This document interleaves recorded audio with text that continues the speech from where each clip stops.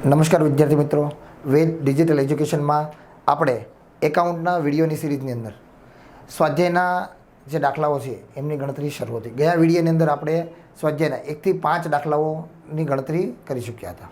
હવે જે આગળના દાખલાઓ છે, જે આ દાખલાઓ આપણે અગાઉ પણ તમને કીધું એની જેમ 3 માર્કનું વેઇટેજ ધરાવે છે, એટલે કે સામાન્ય રીતે 3 માર્ક્સ માટે પૂછાતા હોય છે. અને ભાગીદારી માટેના જે કાંઈ આ દાખલાઓ છે એ જ પ્રકારના દાખલાઓ રકમ બદલાવીને બોર્ડની અંદર વારંવાર પૂછાતા હોય છે અને એક દાખલો આવવાનો જ છે.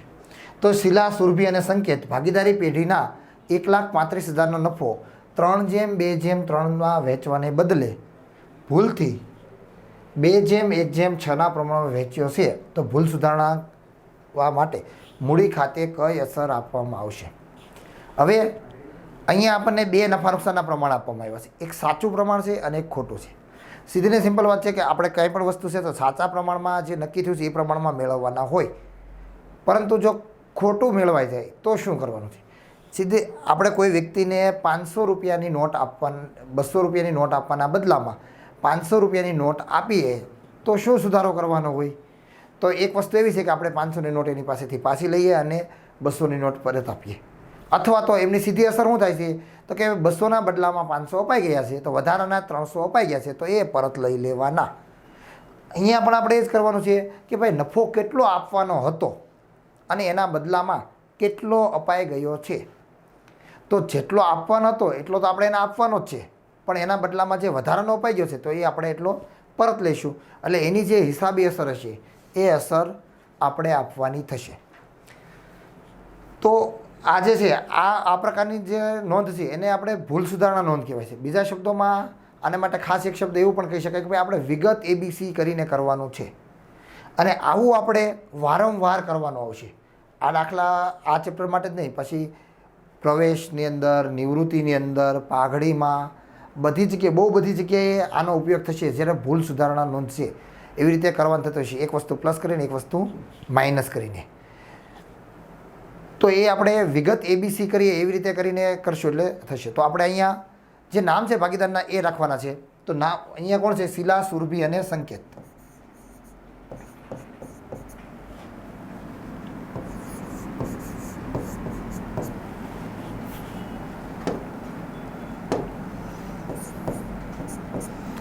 શિલા,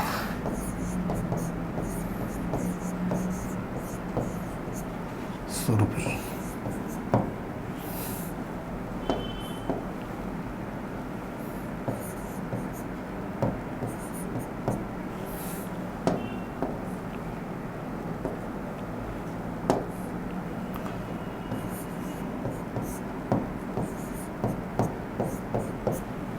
શિલા, સુરભી અને સંકેત આ 3 ભાગીદારોની વાત છે.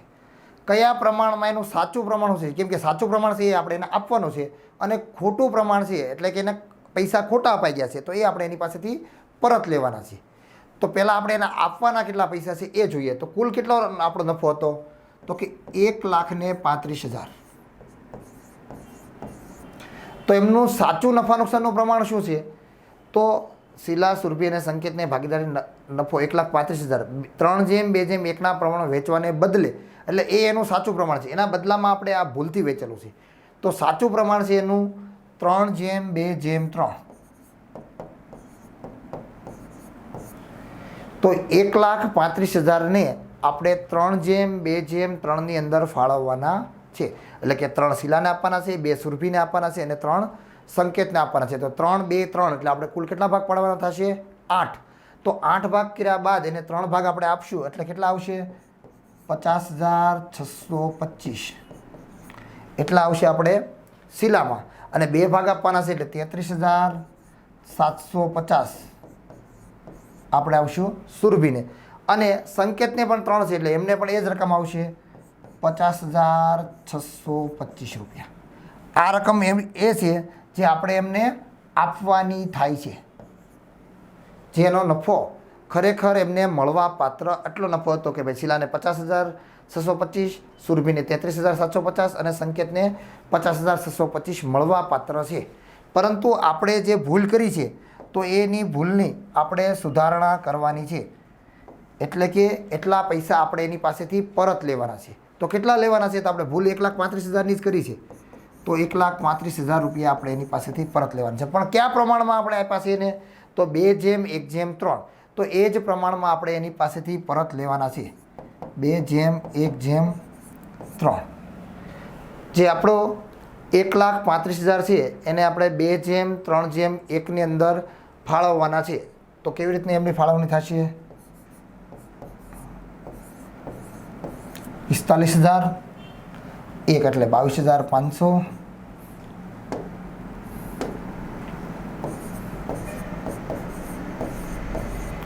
અને 3 એટલે 67,500.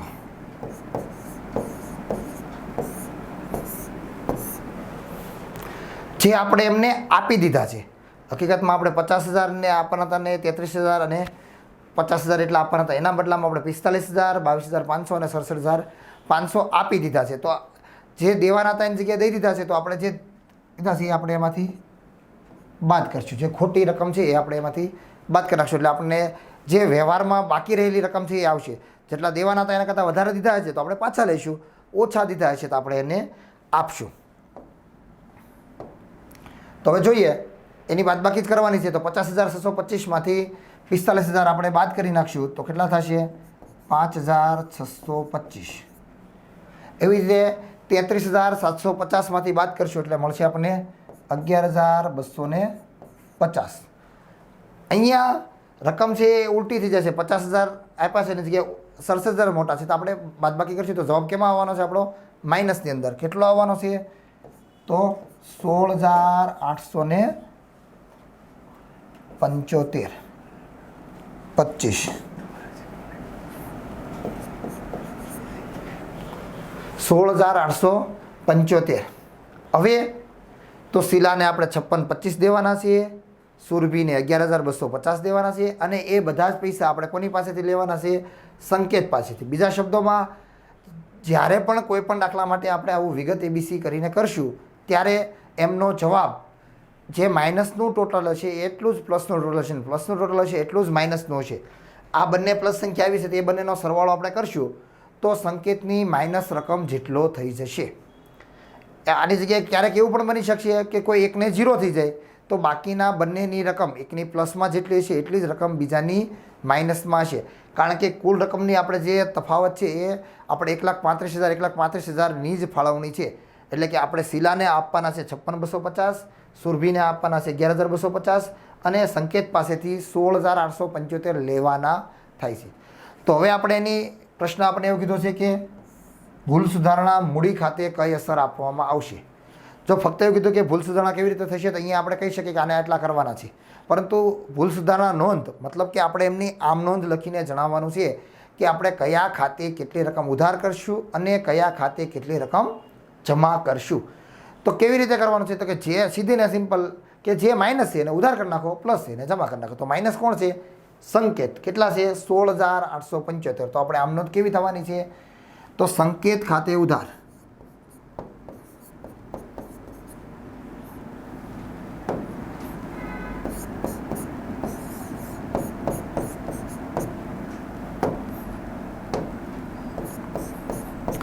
ખાતે ઉધાર કેટલી રકમ?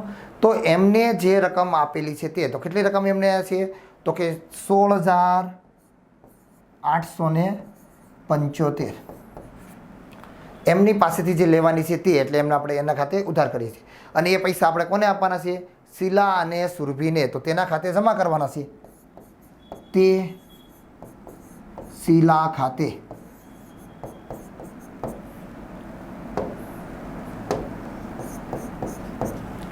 કેટલા? તો કે શીલાની જે રકમ છે તે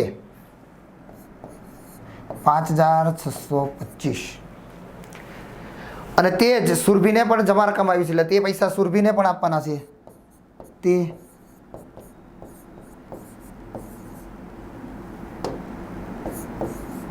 સુરભી ખાતે કેટલી રકમ છે? તો એમને જે આપણે આપવાના છે તે 11,250 રૂપિયા. આ આપણો વિગત છે, આ ઉધાર છે અને જમા છે. તો જે ભૂલ સુધારણા નોંધ આપણને પૂછી છે તો એની અંદર આ જવાબ આવ્યા પછી પણ આપણે એક વાક્ય લખવાનું છે, એટલે કે આમ નોંધ લખવાની છે. જે ઉધાર છે, જે માઇનસમાં જવાબ આવ્યો છે તેને ઉધાર કહેવાના છે, જે જવાબ પ્લસમાં આવ્યો છે એને આપણે જમા કહેવાના છે. તો આની આપણી ફાઇનલ જવાબ આપણો કયો થયો? તો કે સંકેત ખાતે ઉધાર 16,850, તે શિલા ખાતે 5625 અને તે સુરભી ખાતે 11,250. અહીંયા સુધી કરો.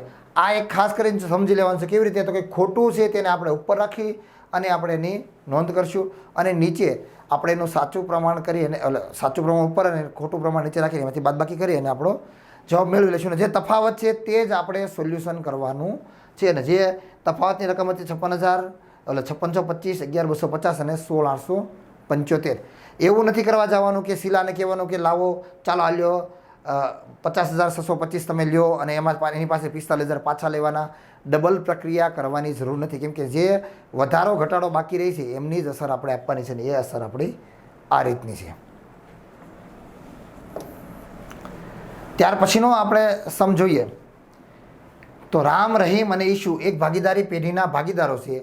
તારીખ 1/4/16 રોજ તેમની મૂડી અનુક્રમે 60,000, 40,000 અને 50,000 હતી. વર્ષના અંતે નફાની વહેંચણી કર્યા પછી માલુમ પડ્યું કે મૂડી પર 6% લેખે વ્યાજ ગણવાનું રહી ગયું છે. તો આપણે ભૂલ સુધારવાનું. હવે જો આપણે કીધું એમ મૂડી પર વ્યાજ જો જોગવાઈ હોય તો આપણે આપવાનું હોય છે, પણ જો નથી આપ્યું તો આપણે એનું આપવું પડશે. કારણ કે જે કાંઈ ભૂલ સુધારણા આપણે 11માં ભૂલ સુધારણા ચેપ્ટર શીખી ગયા તેની જેમ જો ખોટું થઈ ગયું હોય તો આપણે એનું વિરોધી કરવાનું છે અને બાકી રહી ગયું હોય તો તે વસ્તુ કરવાની છે. તો અહીંયા શું થયું છે? તો કે મૂડી પર વ્યાજ ગણવાનું બાકી રહી ગયું છે, તો આપણે એ મૂડી પર વ્યાજનું ગણી નાખશું.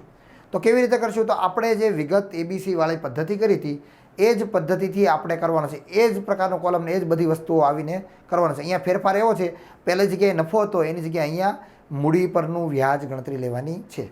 જોઈએ કેવી રીતે કરશું. તો પહેલું તો વિગત. ત્રણેય ભાગીદારના નામ રામ, રહીમ અને ઈશુ. આ ત્રણ ભાગીદાર છે, રામ, રહીમ અને ઈશુ. હવે એમની મૂડી કેટલી આપી છે? તો આપણે મૂડી આપણને આપી દીધી છે. મૂડી અનુક્રમે જ કીધી છે, એટલે આપણે જે લાઇનસર છે એમાં 60,000, 40,000 અને 50,000. 60,000, 40,000 અને 50,000. આ ત્રણેયની મૂડી છે 60, 40 ને 50. પણ આપણે મૂડી નથી બદલાવાની, ફક્ત ભૂલ કેટલી છે? મૂડી પર વ્યાજ ગણતરી કરવાની. તો આપણે એમનું વ્યાજ કરીશું. કેટલા ટકા લેખે વ્યાજ છે? તો એ આપણે અહીંયા કીધું છે કે 6% લેખે મૂડી પર વ્યાજ ગણવાનું રહી ગયું છે. તો આપણે એને એ વ્યાજ આપણે આપવાનું છે, કેમ કે એ વ્યાજ ગણવાનું રહી ગયું છે એટલે આપણે એને આ વખતે વ્યાજ આપશું. તો કેટલો આપશું? તો એ આપણે કીધું છે 6% લેખે. તો જેટલી જેની મૂડી છે એટલું એને વ્યાજ આપવાનું છે. તો અહીંયા આપણને રામની મૂડી 60,000 છે, તેનું વ્યાજ કેટલું થાય? 3600. એવી રીતે 40,000 છે તો એમના પણ 6%, 40,000 ગુણ્યા 6% એટલે કે 2,400. અને એવી રીતે ત્રીજી રકમ છે 50,000, તો એમના પણ 6%, 50,000ના 6% એટલે કે 3,000. હવે રામને 3,600, રહીમને 2,400 અને ઈશુને 3,000 રૂપિયા આપવાના બાકી રહ્યા છે. કારણ કે મૂડી પર વ્યાજ છે એટલે આપણે એને આપવાનું થાય છે. તો એ આપણે બાકી રહી ગયું છે, તો હવે આપણે એને આપશું. પણ કુલ કેટલા રૂપિયા ચૂકવવા પડશે આપણે? તો 3,600, 2400 અને 3,000.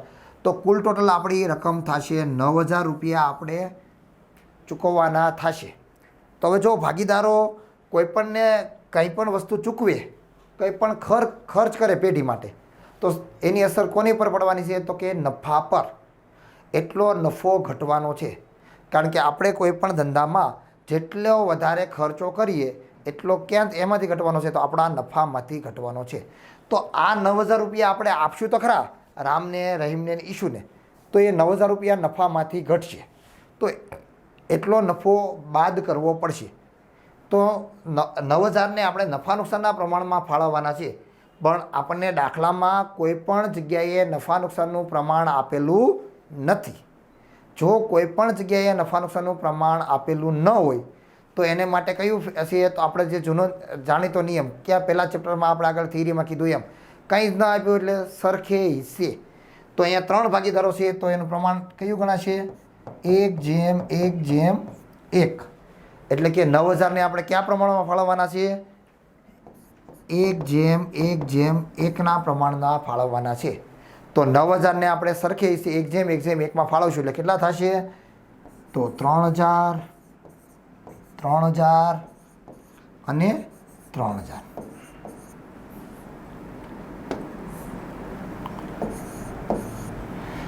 હવે બાદબાકી કરી નાખીએ એટલે બાકીની જે હિસાબી અસર છે એમની બાકી રહેતી હોય એ આપણે હિસાબી અસર આપી શકીએ છીએ.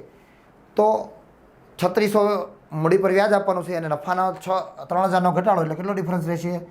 600. અહીંયા 2400 આપવાના છે અને 3000 લેવાના છે એટલે કેવા થશે? -600. અને અહીંયા ડેશ, કારણ કે એમને વ્યાજ પણ 3000 રૂપિયા મળે છે અને નફો જતોય 3000 કરવાનો થાય છે. બંને વસ્તુ સેમ થઈ જાય છે તો એને કાંઈ લેવા દેવા થવાનું નથી.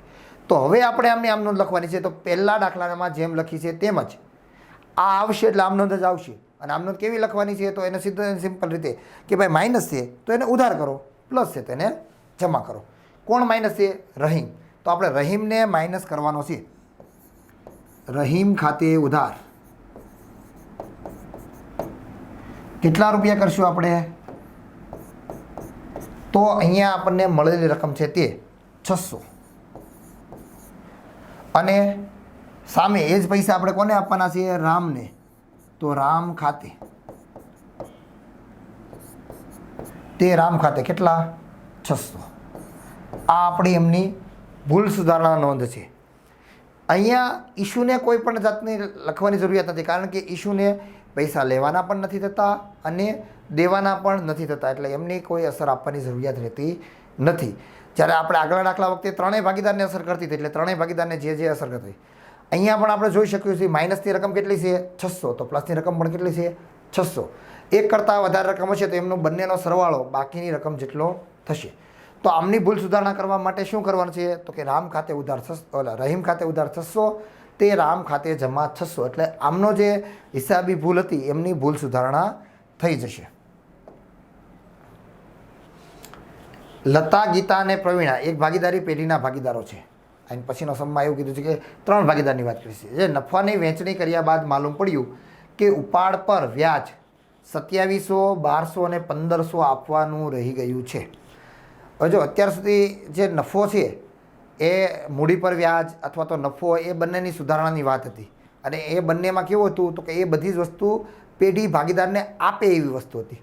આ એનાથી ઉલટું છે કે ભાઈ ભાગીદાર પાસેથી પેઢીને લેવાના છે, કારણ કે ઉપાડ પર વ્યાજ છે તો એ ભાગીદાર પાસેથી મેળવશે.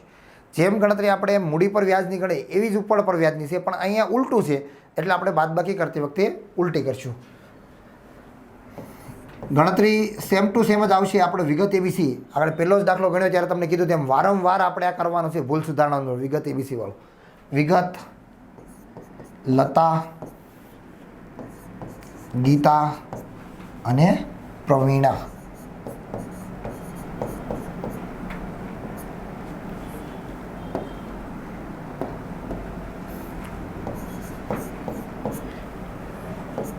લતા, ગીતા અને પ્રવીણા. અહીંયા આપણે કોઈ પણ પ્રકારની માથાકૂટ કરવાની નથી, કારણ કે એને ત્રણેયના સ્પષ્ટ રીતે આંકડાઓ આપ્યા છે. કોને ઉપાડ પર કેટલું વ્યાજ બાકી રહી ગયું છે તો સ્પષ્ટ આંકડા આપ્યા છે 2700, 1200 અને 1500. તો આપણે લખીએ ઉપાડ પર ઉપાડનું વ્યાજ કેટલું છે? તો એમને સ્પષ્ટ રીતે આપેલું છે. પહેલાનું 2700 એટલે કે 2700, બીજાનું 1200 અને ત્રીજાનું 1500. એટલું વ્યાજ આપણે આપવાનું થાય છે, લેવાનું થાય છે એની પાસેથી ઉપાડ પરનું વ્યાજ, જેની અસર આપણે આપવાની બાકી રહી ગઈ હતી. હવે જેમ આગળના દાખલામાં જોયું મૂડી પર વ્યાજ આપણે ચૂકવીએ તો આપણે એટલા રૂપિયાની નુકસાની જાય. એવી રીતે ઉપાડ પર વ્યાજ કરીએ તો એટલા રૂપિયાનો આપણને ફાયદો પણ થાય. તો કુલ ટોટલ આપણને કેટલા રૂપિયા આવક થઈ છે? તો કેટલી થશે? 5400 રૂપિયાની આવક થશે. અને એ આપણે કયા પ્રમાણમાં ફાળવશું? તો નફા નુકસાનના પ્રમાણમાં હવે દાખલામાં ભાગીદારનું નફા નુકસાનનું પ્રમાણ આપેલું છે નહીં, નથી આપેલું તો આપણે દર વખતની જેમ જ જ્યારે પણ નફા નુકસાનનું પ્રમાણ આપવામાં આવેલ ન હોય ત્યારે આપણે હંમેશા નફા નુકસાનનું પ્રમાણ કયું લઈએ છીએ? સરખે હિસ્સે 1:1:1. તો આ 5400ને પણ આપણે સરખે હિસ્સે 1:1:1 ફાળવવાના છે. તો કેટલા થશે? 1800, 1800 અને 1800. પણ ઉપાડ પર વ્યાજ વખતે એક બાબત બદલાશે, કારણ કે મૂડી પર વ્યાજ તો પેઢી ભાગીદારને આપે, નફો પેઢી ભાગીદારને આપે, પણ ઉપાડ પર વ્યાજ એક ઉલટી વસ્તુ છે, પેઢી ભાગીદાર પાસેથી લે છે. તો અહીંયા આપણે જ્યારે ગણતરી કરશું ત્યારે આપણે બાદબાકી પણ ઉલટી ઉપરની સંખ્યા બાદ કરવાની થશે. તો શું જવાબ આવશે? તો કે 1800 - 2700 તો કેટલા થવાના છે? -900. 1800 - 1200 એટલે કેટલા થશે? 600. અને 1800 - 1500 એટલે 300. તો જવાબ આપણો એવો આવ્યો કે લતાને -900, ગીતાને +600 અને પ્રવીણાને +300. પ્લસમાં અને માઇનસમાં જ્યારે આપણી પાસે જવાબ આવી જાય એટલે આપણે એ જવાબને આમ નોંધમાં ઉતારવાનો છે. અને આમ નોંધમાં ઉતારવાનો છે મતલબ પ્લસ હોય તો આપણે એને જમા આપવાના છે, માઇનસ હોય એને આપણે ઉધાર આપવાના છે. તો હવે આના માટે જે રકમ છે એ પ્રમાણે આપણે આમ નોંધ લખશું. તો કેવી રીતનું થશે? તો કે કોણ માઇનસમાં છે? તો કે લતા. તો લતાને આપણે ઉધાર કરશું. લતાના મૂડી ખાતે ઉધાર.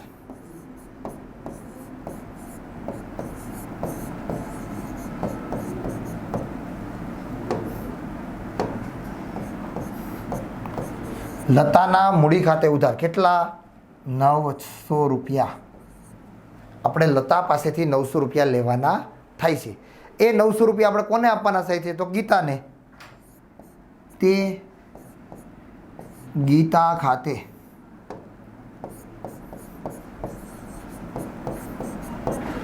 કેટલા રૂપિયા આપણે આપવાના છે એમાંથી? તો 600 રૂપિયા. લતાની પાસેથી આપણે જે 900 રૂપિયા લેવાના છે એમાંથી 600 રૂપિયા આપણે આપશું ગીતાને. અને તે પ્રવીણા ખાતે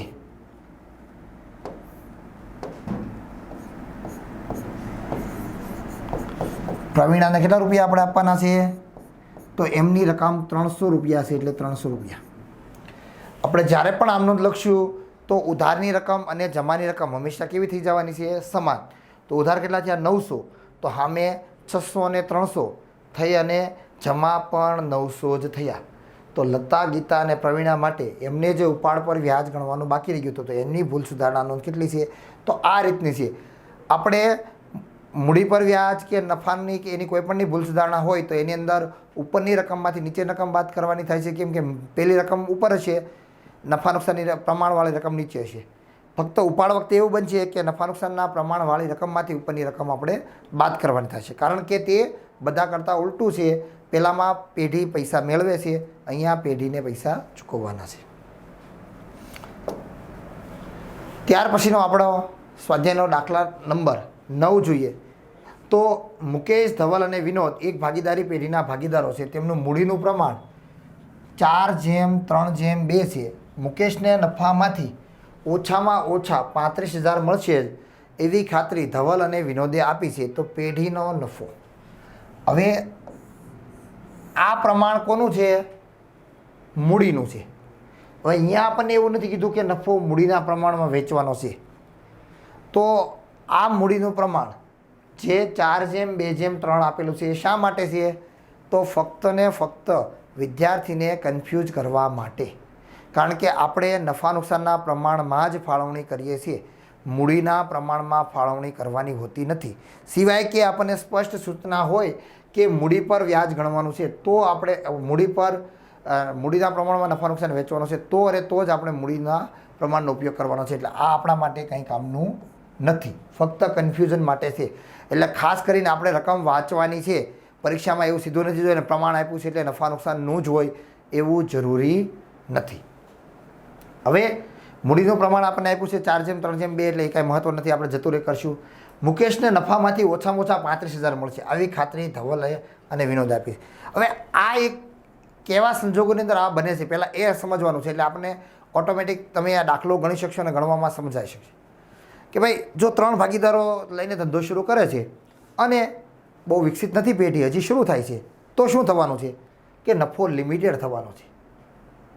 હજી જો પેઢી જામી ગઈ હોય, જો આપણું બજારમાં નામ થઈ ગયું હોય તો આપણે તો ચાલ્યા કરે અને સારો એવો નફો મળે. પણ અત્યારે એટલો બધો જામેલું નથી અથવા તો શરૂઆત છે તો નફો એટલો બધો મળતો નથી. તો હવે 3 ભાગીદારો મળી અને આ ત્રણેય થઈને ધંધો શરૂ કર્યો છે તો તરત જ પ્રશ્ન એમ થાય કે ભાઈ ધંધો સંભાળે કોણ?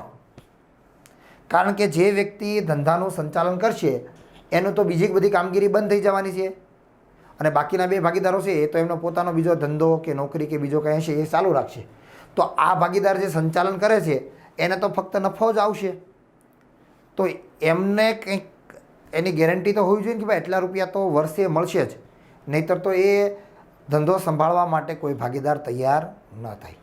તો એવા સંજોગોની અંદર એવું કહેવામાં આવે કે ભાઈ તને વર્ષ પૂરું થતાની સાથે એટલા રૂપિયા તો મળશે જ. હા, એનાથી વધારે નફો થાય તો વધારે લેવાને પાત્ર છે, પરંતુ ઓછા થાય તો તે ઓછા લેવાને પાત્ર નથી, તો એને પૂરા કરી દેવા પડે છે. હવે કોણ પૂરા કરશે? તો કે જેમણે જવાબદારી લીધી છે તેમણે. આ દાખલામાં કોણે એવી ખાતરી કોણે આપી છે? ધવલ અને વિનોદે આપી છે. તો જેટલા પૈસા એમને ઘટશે મુકેશને એ પૈસા ધવલ અને વિનોદે બંનેએ થઈને આપવાના છે. કયા પ્રમાણમાં આપવાના છે? તો એમના પર્સનલ નફા નુકસાનના પ્રમાણમાં આપવાના થશે. જો આ ખાતરી ફક્ત ધવલે જ આપી હોત તો એ તમામ પૈસા ફક્ત ધવલ પાસેથી મેળવવાના થાય. જેટલા પૈસા ઘટે એટલા ધવલે પૂરા પાડવાના છે. જો એ ખાતરી બંનેએ આપી છે તો એ ઘટતા પૈસા બંનેએ પૂરા પાડવાના થાય છે. ગણતરી કરીએ અને જો પૈસા નફો 90,000માંથી એમને નફો 35,000 કે એનાથી વધારે મળશે તો કોઈ વાંધો નથી. વધારે મળે તો પાછા નથી લઈ લેવાના, ભાઈ 35,000 કરતાં વધારે તને આપવાના જ નથી એવો પ્રશ્ન નથી. ઓછામાં ઓછા 35,000 મળશે. ઓછામાં ઓછા 35,000 મતલબ 35,000 કે તેનાથી વધારે, એટલે 35,000થી વધારે પૈસા નફા તરીકે મળવા જોઈએ. જો ઓછા મળશે તો પૂરા કરવા પડશે, જો વધારે મળશે તો એમને વધારે મળવા પાત્ર છે. કરવાનું શું છે? તો આપણું જૂનું ને જાણીતું વિગત ABC એ જ રીતે આપણે એની ફાળવણી કરવાની છે. તો આપણે કરીએ. વિગત આપણા ભાગીદારો કોણ કોણ છે? મુકેશ,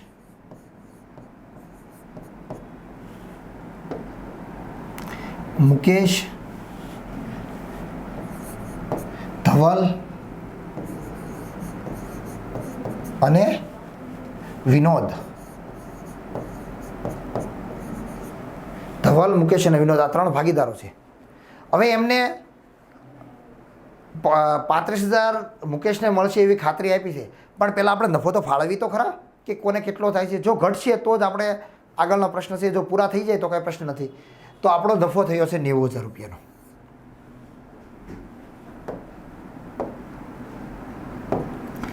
નફો થયો છે 90,000 રૂપિયાનો. એ કયા પ્રમાણમાં આપણે ફાળવવાનો છે? નફા નુકસાનના પ્રમાણમાં. હવે દાખલામાં નફા નુકસાનનું પ્રમાણ આપેલું નથી તો આપણે વારંવાર જે યાદ કરીએ છીએ એ કે નફા નુકસાનનું પ્રમાણ ન આપેલું હોય એટલે કયું હોય? 1:1:1. સરખે હિસ્સે જેટલા ભાગીદાર હોય એટલા પૂરેપૂરા. તો કેટલા ભાગીદાર છે? 3 ભાગીદાર છે એટલે ત્રણેયને સરખે હિસ્સે. તો કેટલા મળશે? પહેલાંને મુકેશને 30,000, ધવલને 30,000 અને વિનોદને પણ 30,000. આ સીધી ને સિમ્પલ ફાળવણી થઈ. જો કોઈ અલગથી જોગવાઈ ન કરી હોત તો આપણે આટલા પૈસા આપવાના થાત. પરંતુ હવે કીધું છે કેવું?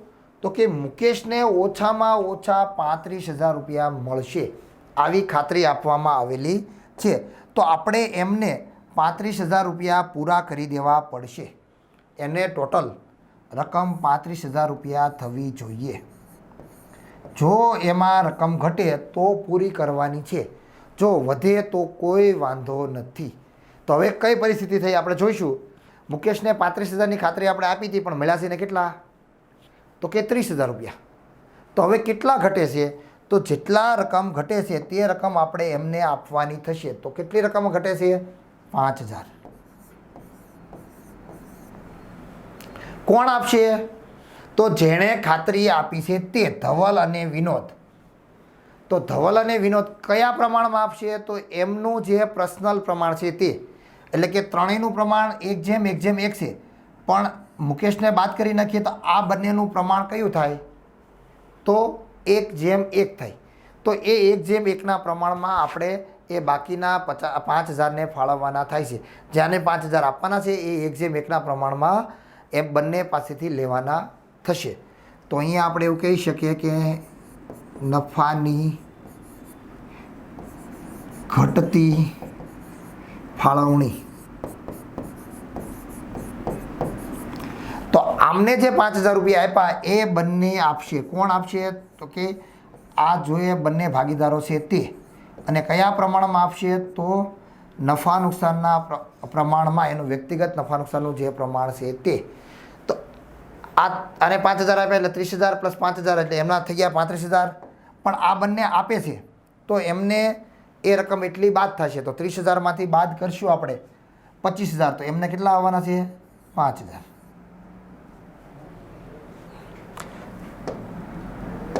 30,000માંથી 2,500 બાદ કરશું એટલે એને વચ્ચે 27,500.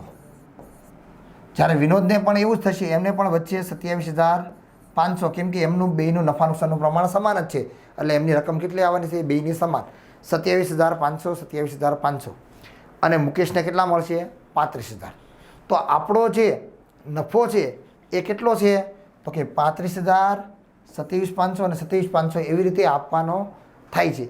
અને એ કયા પ્રમાણમાં, કઈ રીતે છે? તો કે આના 35માં ઘટતા હતા એ પૂરા કર્યા પછી આમને આ નફો આવે છે. હવે આમનો જ લખવાની હોય તો નફાની વહેંચણી કરવાની હોય તો કેવી રીતે થાય? તો નફાની વહેંચણી માટેની આમનો કેવી છે? તો કે નફા નુકસાન ફાળવણી ખાતે ઉધાર, તે જે તે ભાગીદારના મૂડી ખાતે જમા.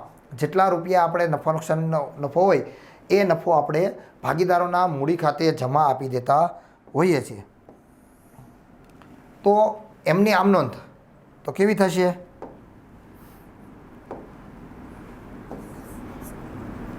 નફા નુકસાન ફાળવણી ખાતે ઉધાર.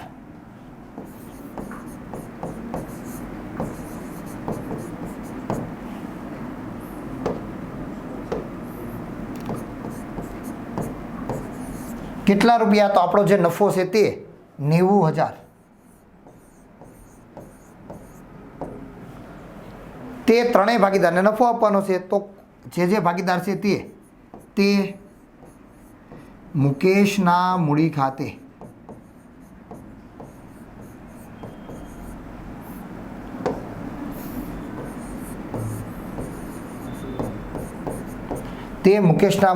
એને કેટલા આપણે આપવાના છે? 35,000. એવી જ રીતે તે આપણો બીજો ભાગીદાર છે ધવલ. ધવલના મૂડી ખાતે 27,500. અને તે વિનોદના મૂડી ખાતે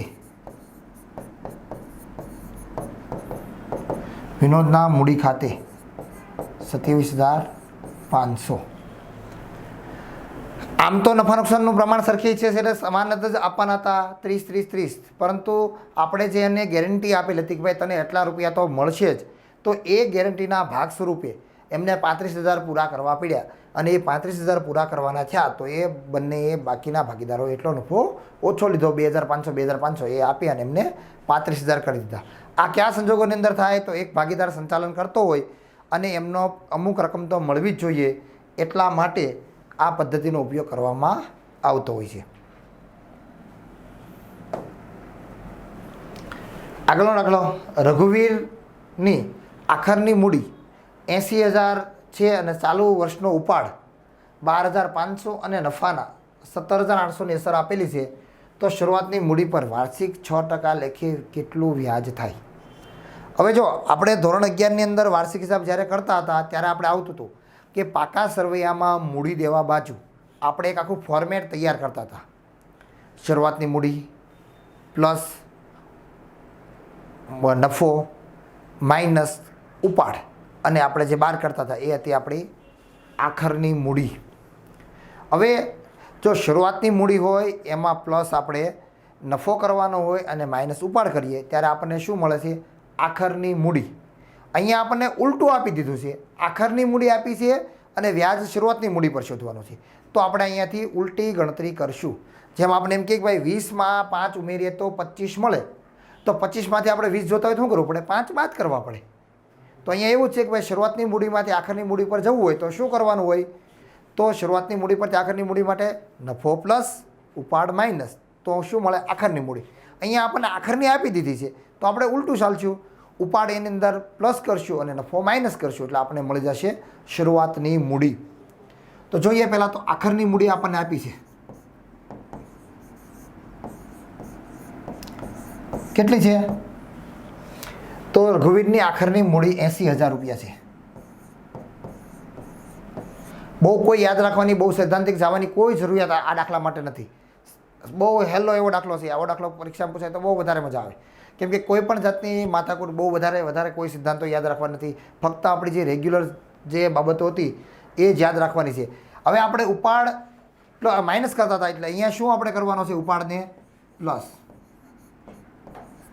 કેટલો છે આપણો ઉપાડ? તો એમને ચાલુ વર્ષનો ઉપાડ 12,500.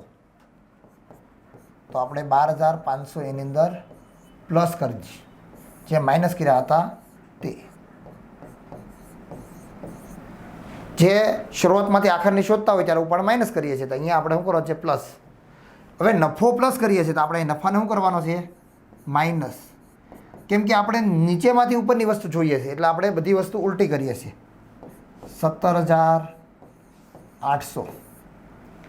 તો આપણી જે 92,500 છે એમાંથી આપણે 17,800 બાદ કરી નાખવાના છે. તો કેટલા આવશે આપણા? 74,700 જે આપણી આખરની શરૂઆતની મૂડી થશે. જે શરૂઆતની આપણી મૂડી થશે કે ભાઈ કેટલા રૂપિયા છે જે આપણા શરૂઆતની મૂડી હશે.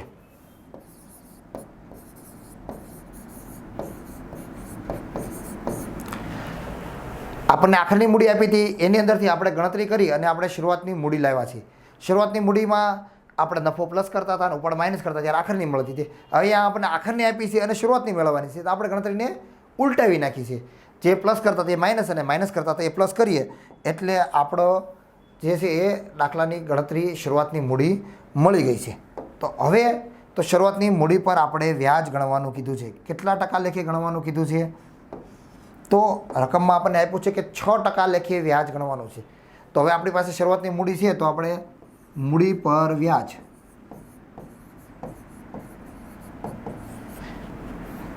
જે આપણી સિમ્પલ ગણતરી છે કે ભાઈ 74,700 છે 6% લેખે કીધું છે એટલે ગુણ્યા 6/100 અથવા તો બીજું આપણે શું લખવાનું હોય? 6% એવું લખીએ તો પણ કાંઈ વાંધો નથી. 74,600ના 74,700ના આપણે 6% કરશું એટલે આવશે આપણા 4,482 રૂપિયા. તો શરૂઆતની મૂડી પરનું આપણું વ્યાજ કેટલું થશે? 4,482 રૂપિયા. આ દાખલાની અંદર બીજી કોઈ જ માથાકૂટ નથી. એવું કહેવું તો ચાલે એવું છે. આખરની મૂડીમાંથી ઉપાડ પ્લસ કરીને નફો બાદ કરશું એટલે શરૂઆતની મૂડી મળી જાય છે અને સીધું ને સિમ્પલ પછી એના પર વ્યાજ કરવાનું છે. જે આપણે 6% સીધું કેલ્સીમાં કરી શકીએ છીએ એ જ વ્યાજ કરવાનું છે. ત્યાર પછી A, B અને C સરખા હિસ્સે નફા નુકસાન વહેંચતા ભાગીદારો છે. જો અહીંયા આપણને સૂચના આપી દીધી છે કે એમનું નફા નુકસાનનું પ્રમાણ કયું છે? તો સરખે હિસ્સે છે. એ ન આપ્યું તો પણ સરખે હિસ્સે જ આપણે ધ્યાનમાં લઈએ છીએ જ્યારે ન આપ્યું ત્યારે. એમની કુલ મૂડી કેટલી આપી છે? 4,50,000 રૂપિયા છે. ત્રણેયની ભેગી થઈને કુલ મૂડી 4,50,000 છે. કોની કેટલી છે એ આપણને જણાવેલું નથી. એ હવે અહીંયા જણાવેલું છે. જે મૂડીનું પ્રમાણ કેટલું છે 1:3:2.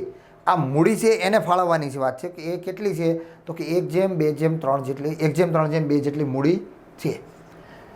મૂડી પર વાર્ષિક 9%ના દરે વ્યાજ ચૂકવવાનું છે. હવે જેણે જેટલી મૂડી આપી છે એના પર આપણે 6% લેખીએ વ્યાજ આપવાનું છે. જેણે વધારે આપ્યું હોય એને વધારે આપવાનું છે, ઓછી આપી હોય એને ઓછું આપવાનું છે. એના ટકાવારી કરીએ ને એ પ્રમાણે આપણે કરવાનું થશે કે ભાઈ જેને જેટલા ટકા વ્યાજ આપવાનું થાય છે એ આપણે આપી દઈશું. હવે સીને મૂડી સહિત કુલ 73,500 મળ્યા છે. તો એ અને બીને વ્યાજ સહિત કેટલા રૂપિયા મળ્યા છે. હવે આપણને અહીંયા નફો પણ આપ્યો નથી કે કુલ કેટલો નફો થયો એ નથી કીધું. આપણને એની જગ્યાએ શું આપી દીધું છે સીને કુલ કેટલા રૂપિયા મળ્યા છે એ આપણને કહી દીધું છે.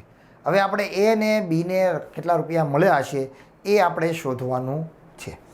હવે એને બીને જે રકમ મળશે એની અંદર એમનો નફો અને મૂડી બંનેની સંયુક્ત રકમ આપણે કહેવાની છે. હવે આ જે રકમ આપવામાં આવી છે 73,500 સીને એ પણ એની મૂડી પરનું વ્યાજ અને નફો બંને સંયુક્ત છે. તો આપણે બંનેને છૂટા પાડી અને બંનેની અલગ અલગ ગણતરી કરીને કરશું કે ભાઈ કેટલા રૂપિયા સીના મૂડીના છે વ્યાજના છે અને કેટલા રૂપિયા એમના જે નફો છે તે છે. તો હવે આપણે કરીએ ગણતરી. તો અહીંયા પણ આપણે વિગત ABC વાળી ગણતરી કરવાની છે. એટલે વારંવાર આપણે એ જ કરવાનું થાય. વિગત અને ભાગીદારોના કોલમ કરીને આપણે એ કોષ્ટક વાઇઝ એની જે ગણતરી કરીએ છીએ વારંવાર એ જ ગણતરીથી આપણે દાખલાઓ કરવાના છે. અને એનાથી વધારે સારી રીતે સમજી શકાય છે અને ગણી શકાય છે. અને ઓછામાં ઓછી ગણતરીથી અને ઓછી મહેનતથી સારામાં સારી રીતે એના સાચો જવાબ આપણે લાવી શકશું. વિગત આ વખતે તો અહીંયા નામ જ આપણું ABC છે જે આપણે વારંવાર બોલીએ છીએ ABC. અહીંયા ઓરિજિનલમાં નામ એ જ આવી ગયું ABC. હવે મૂડી કેટલી છે તો કુલ તો 4,50,000 છે. અને કયા પ્રમાણમાં છે 1:2:3. તો 4,50,000ને આપણે 1:2:3 અંદર ફાળવવાના છે. જે 4,50,000 1:2:3 તો કેટલા એમની ફાળવણી થશે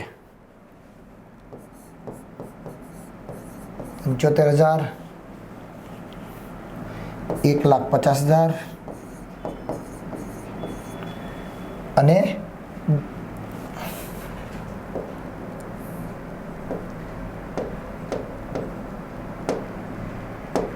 2,25,000 અને 1,50,000. 1:3:2. 1 એટલે 75,000, 2 એટલે એમનાથી ડબલ ને 3 એટલે કે એમાં 3 ગણા 75,000, 2,25,000 અને 1,50,000 એટલી મૂડી તેઓ ભાગીદારો લાવેલા છે. હવે આ તો મૂડી છે અને મૂડીની આપણે સીધી ગણતરી કરવાની નથી. આપણે તો મૂડી પર વ્યાજ કોને કેટલું ચૂકવવાનું છે તેની ગણતરી કરવાની છે. તો મૂડી તો આ છે પણ એનું વ્યાજ કેટલું છે તો આપણે મૂડીનું વ્યાજ જોઈએ કેટલા ટકા છે તો આપણે સ્પષ્ટ રીતે રકમમાં આપેલું છે 9%. તો દરેક રકમને આપણે 9% કરશું તો ભાઈ 75,000 છે તેનું 9% લેખે વ્યાજ કેટલું થશે 6,750. 75,000 ગુણ્યા 9%. અને એવી જ રીતે આપણે આગળનું કરશું 2,25,000નું તો 20,250. એવી રીતે 1,50,000ના પણ 9% કરશું એટલે 13,500. આ થયું ત્રણેયને મળેલી મૂડી પરનું વ્યાજ. આપણને વ્યાજ મળી ગયું. હવે એને નફો પણ મળ્યો છે પણ કેટલો કોને મળ્યો છે એ આપણને ખબર નથી. તો આપણે એ કહી શકશું નહીં કે આ નફો આનો છે કે કોનો છે. પણ કુલ રકમ આપણને ખબર છે. કોની ખબર છે તો ભાગીદાર સીની ખબર છે. ત્રણેયની તો એ પણ નથી ખબર. 73,500 ભાગીદાર સીને મળે છે. આ આપણને રકમમાં આપ્યું છે 73,500. હવે સીને જે કુલ ટોટલ 73,500 રૂપિયા મળે છે એમાં બે ભાગ છે. એક મૂડી પર વ્યાજ અને બીજું નફો. તો મૂડી પર વ્યાજ તો આપણને મળી ગયું છે કે ભાઈ 13,500 તો એને મૂડી પર વ્યાજ મળે છે. તો જે બાકી વધેલી રકમ છે એ એમની કઈ હશે? તો એમનો નફો હશે. તો આપણે એમાંથી બાદ કરશું એટલે આપણે રકમ મળશે કેટલી? 60,000.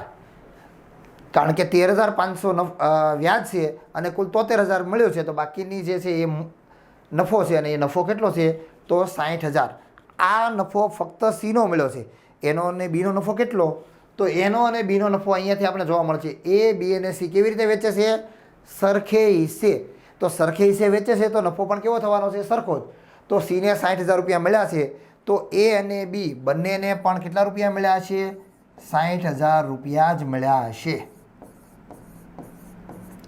તો હવે આપણે ત્રણેયને ટોટલ કરીને કહી શકીએ કે ભાઈ આમને કેટલી રકમ મળવા પાત્ર છે.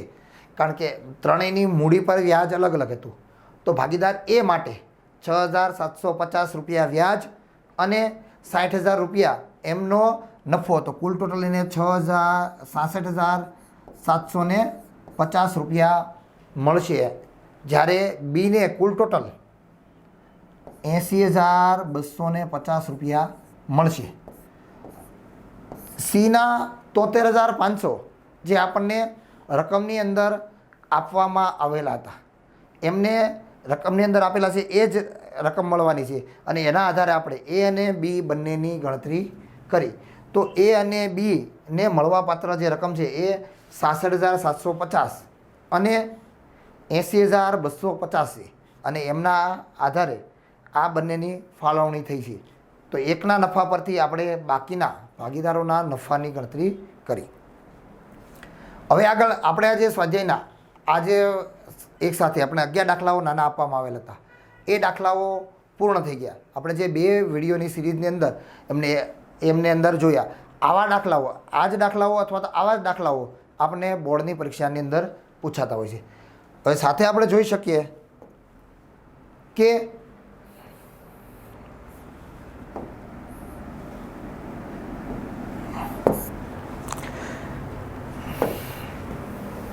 આની પછીનો આપણો જે પ્રશ્ન છે, નીચેના પ્રશ્નોના મુદ્દાસર જવાબ આપો. તો આ જવાબ માટેની PDF આપણે એમની અંદર મૂકી દેવામાં આવશે. તો આ 4 પ્રશ્નો જે છે એમના જે જવાબ છે એમની PDF આપણા પેઇડ કોર્સની અંદર મૂકી દેવામાં આવશે. હવે પછીના વિડીયોની અંદર આપણે આગળના જે દાખલાઓ છે આપણે એની અંદર જે શીખ્યા કે 2 પ્રકારના ખાતાઓ તૈયાર કરવામાં આવે છે, ભાગીદારનું મૂડી ખાતું અને નફા નુકસાન ફાળવણી ખાતું. એ બંને ખાતા બનાવવાના જે દાખલાઓ છે એ આગળના દાખલાઓ આપણે આગળના વિડીયોની અંદર જોશું. Thank you.